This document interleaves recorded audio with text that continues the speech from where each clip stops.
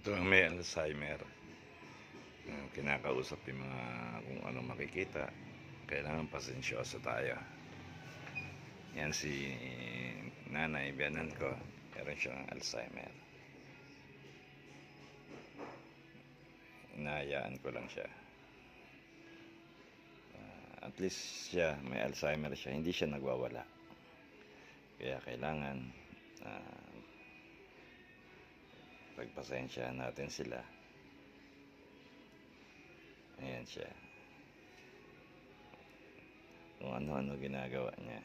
Minsan, guguluhin niya na lahat. Buong bahay, guguluhin niya na. Buti pa ngayon, hindi pa masyado. Pero pag alis ko, guguluhin niya na yan.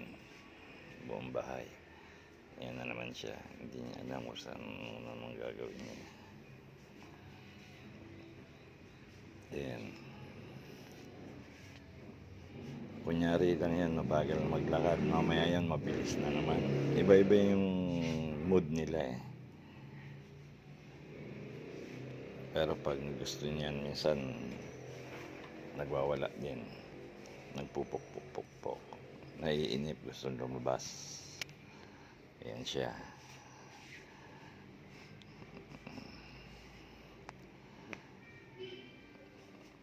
Ano na, may bisita kayo? May bisita kayo? Wala. Akala ko may bisita kayo eh. Ha? Wala. Ha? Wala, tinanong ko lang, sumilip kayo dyan sa may pintuan eh. Malay ko kung may hinihintay kayong bisita. O kaya manliligaw nyo. Binibiro-biro mo lang para hindi siya nagwawala. Ayan, ganyan lang. Sige na, pagpasensya natin mga matatandang may Alzheimer, kailangan inaalagaan natin sila. Babu!